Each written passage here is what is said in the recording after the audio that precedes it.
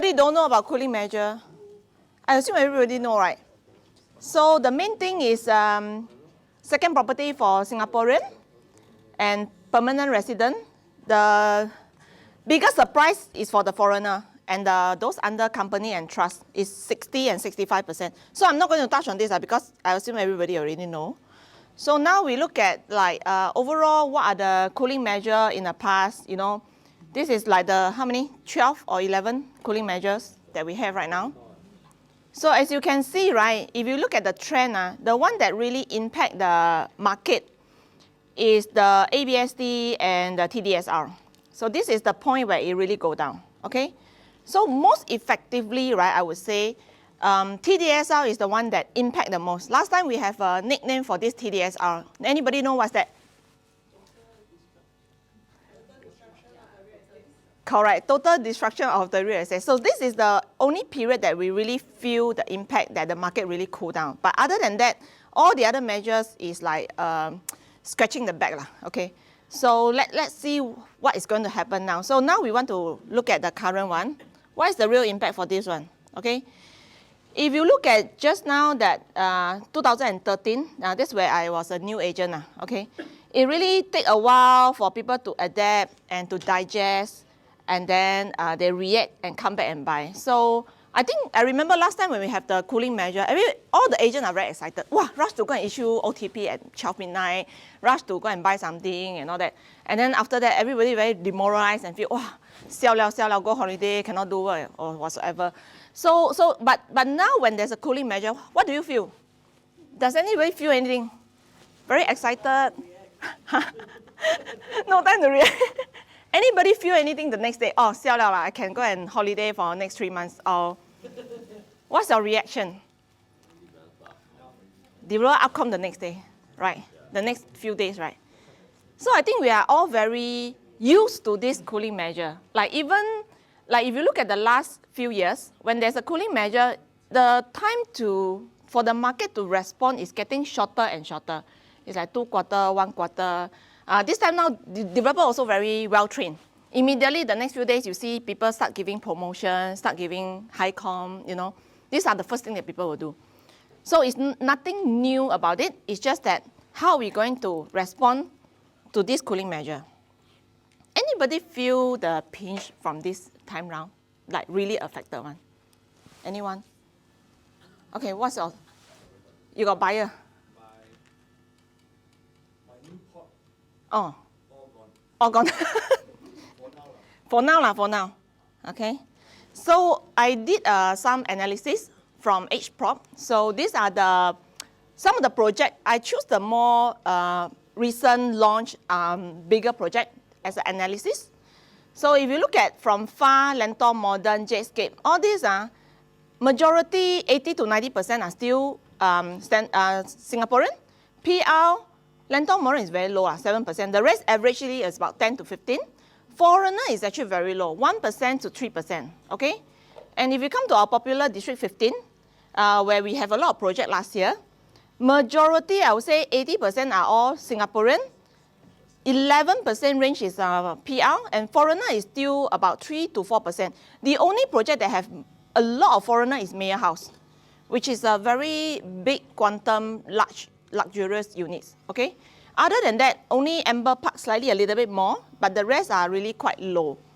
Then we go to the Central, District 910, like our Normanton Park, Avenue South, Irwell. This will have a slightly higher in terms of PR, 13 to 15%. The one that really have a lot of foreigner is Cape Royal.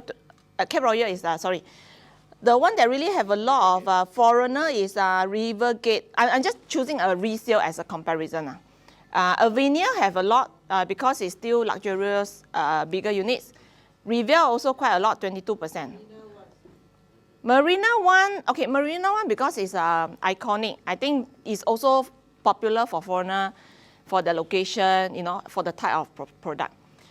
So what we are trying to see is that if you look at the government, right, they say in the statement that based on the 2020 data, right, 10% will be impacted.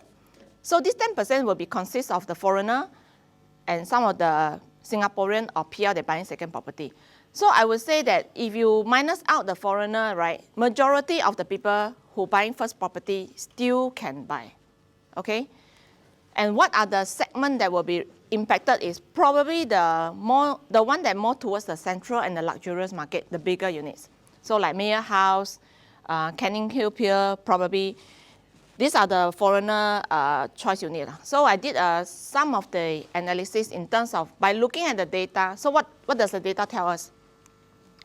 Singaporean mostly they will go for CCR, RCR, whereby those are majority are mature estate like Lentor, Modern, OCR and RCR.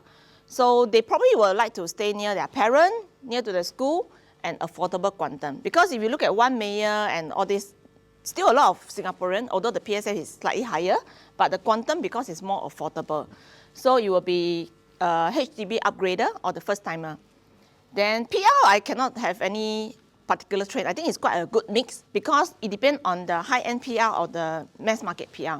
So either way, they actually concur about 10 to 15% range in terms of the PR population.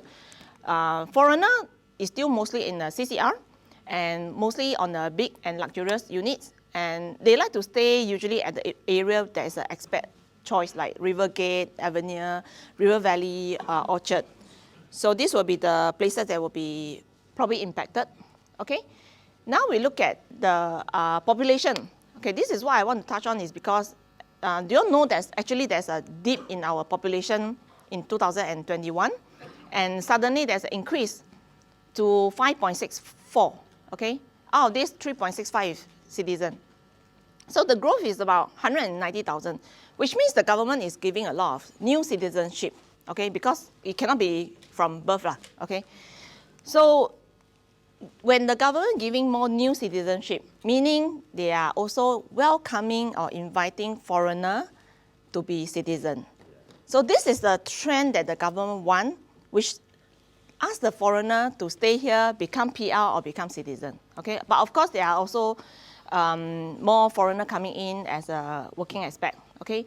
And we look at our target, 6.5 to 6.9 million by 2023, right? We are actually quite on the trend of 860,000. By looking at the increasing in population, right, there's no way for the price to go lower because the demand are real. I think all of us, we serve buyers, right? And I think majority of the buyer that we serve right now, they are actually for own stay. Even if they don't stay now, they need to stay 2-3 years down the road, okay? So if we're looking at home ownership rate, 2022, we have increased to 91.7%. We are one of the highest among many other countries. So if the population increase, meaning more people will buy. So one of my tenants actually tell me, Rachel, Singapore is a very unique country. I just spoke to a waitress and she owned 3 properties. So he's like, I don't know the waitress is from where, okay, but it's a real story. Okay, my tenant was telling me that Singapore is a very unique country. So the home ownership rate is very, very high, even down to waiters or whatsoever. Because, I mean, HDB are very affordable, correct? So she never said what property she owned, maybe 1 HDB and one bedroom in Geylang whatsoever, yeah. But the truth is, I think you look at everyone in the room, right? I'm pretty sure, I think majority all have their own properties, okay? Or maybe 1 or 2, okay? Maybe the couple, husband 1, wife 1. So the fact is that when the population grow, right, for sure, the home ownership rate, I mean, if you follow the trend, everybody will buy one. Okay, a few of my tenants last year, right, because of the rental increase, they don't want to pay so much rent. They go and buy instead. So they also been influenced by the society culture in Singapore. Everybody should buy their own house. So for tenants, they will go and apply for PR or citizen, or some of them, they say, okay, I pay for ABSD, it's still better off because I don't pay so much high rental. Okay, so if you look at the wealth in Singapore, Singapore is the 5th wealthiest country. We have 26 billionaire and 270,000 millionaire. I think a few in ERA as well. Huh? As of now, we have 700 family office, and there are still a lot more coming. Okay, based on my source, I checked those people who set up company family office. The waiting time to set up a company, family office now is about 3 years. Meaning from today, a rich family want to come to Singapore, they need to register and everything, the wait is about 3 years. Okay, maybe now half gone, so 1.5 years, let's say. Yeah, but the truth is, a lot of the rich people are still trying to get in. And don't forget, the government is doing this measure, right? I feel it's like a preventive measure. Before the price really boom up, they start to slow down first. So like for example, you know, a lot of China people, they're trying to get out from China, but they want to come here, they start to inquire, they start to ask around, they come here and recce. Actually, I actually have one China client that came to Singapore to look-see lah, and talk to me, say, oh, Rachel, I want to buy. I say 30%, he say, okay, no problem. After he go back, then become 60%. Now don't need to buy already, okay? So now they can only rent if they want to come to Singapore. Okay, so the fact is that Singapore is still one of the popular choice for Asian. There's a saying from some of the investment banker that I know. They say Singapore government is trying to make Singapore Switzerland in Asia. Okay, so by 2030, right, when we have 6.5 million population, Singapore will be the Asia millionaire capital. Will be the most number of millionaire in Singapore in Asia. So by looking at the trend, right, if the government, the plan is to make this place a millionaire capital, I think the cooling measure is essential to slow down the growth. Otherwise, a lot of local will not be able to afford to buy. Yeah, and taxing the rich, frankly speaking, 60% still got people buy. Correct, L? Where's L? L never come. Oh, pay 60%, right, your buyer. Still got people buy. So for people who are really, really rich, the ultra rich, the extra 30% probably doesn't really matter to them. Okay, it's either they pay extra 30% or they go and apply for citizen and they pay rental for the next 2 to 3 years. Then they go and buy to save that 60%. So instead of paying rental, they might just bite the bullet. Okay. So what's next for agent? How is it going to impact us? So for foreigner who hold property right now, unlikely they will sell. Okay, I have a few of my resale listing, they are foreigner owners. So immediately after the cooling measure, they say, Rachel, don't sell first. In fact, I tell them, hey, maybe you don't sell, just keep the property for rental. Because once you sell, you cannot buy back, 60%. So which means for resale market, right, there will be some implication on the resale listing. Yeah, some foreigner, they might think that, oh, I want to sell, make money, then I buy again. Now they might think twice. Do I really need to sell? Okay. Local market, I will feel is unchanged because for first timer or upgrader, actually no impact to them. I need to sell in order to buy, you know, and most I need to rent first. It's the same. It's the same. For first timer, it's the same. In fact, I would say they probably have a more better bargaining power, you know. Probably can get some better deal from resale. I don't know, depending on the sentiment. Rental market will continue to stay strong because foreigner cannot buy, they have to stay. I have a rental listing. Last transacted is about 13,000. Now the owner asked me to put 38,000. A bit sell lah, near Tong Sek house. Okay, I think it's also sell but I got 5 viewing. 38,000 is a very old house more than 20 years house. Yeah, I also cannot understand but I think the truth is all these rich China people, they come, they want big they want big. They want 5 room, 4 room, at least 3,000-4,000 square feet type. So big unit, I think the rental will continue to stay strong because they cannot buy, they have to rent. Okay, but of course, on the other hand, buyer will definitely be more cautious. I think you all have a lot of buyers that you all are serving right now. They will say, oh, interest rate very high and all that. So buyer will be more cautious. But the thing is that I think as a real estate agent, we need to educate them. You know, what's next, what's the implication, and analyze with them. If they are first-timer, Singaporean or PR, I think close to eye just buy. As long as they can find something that they like within their financial means, there's no reason from stopping them. They cannot wait for whatever the next price drop. Because if you look at the Blossom sales, right, 75%. Okay, the continuing is slightly lower, 25%. It's still very healthy, I would say. So those people that worried, I feel is something that you can assure them. Yeah, as long as they don't buy at the high price, within the attractive price. Continue, I think, is really underpriced now. Okay, later I left more to cover that part. So commercial will be an alternate option for investment. I mean, for people who wanted to buy second property, but now 20% cannot buy, what they will do is they probably go for commercial. I think today we have an article from Business Time that they talk about this. For commercial, I would say although the investment return can be high, but you still have to be very careful of what you choose.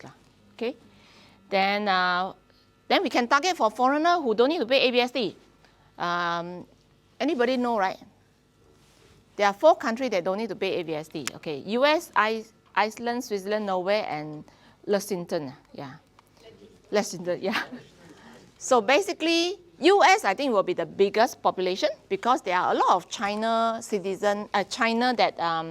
nation that they have US citizen. So these are the people that probably still can avoid the ABSD. Then what else? I think that's all. Any other question that you want to ask? Anybody have any sharing from their recent experience? No problem. Okay, that's all for my side.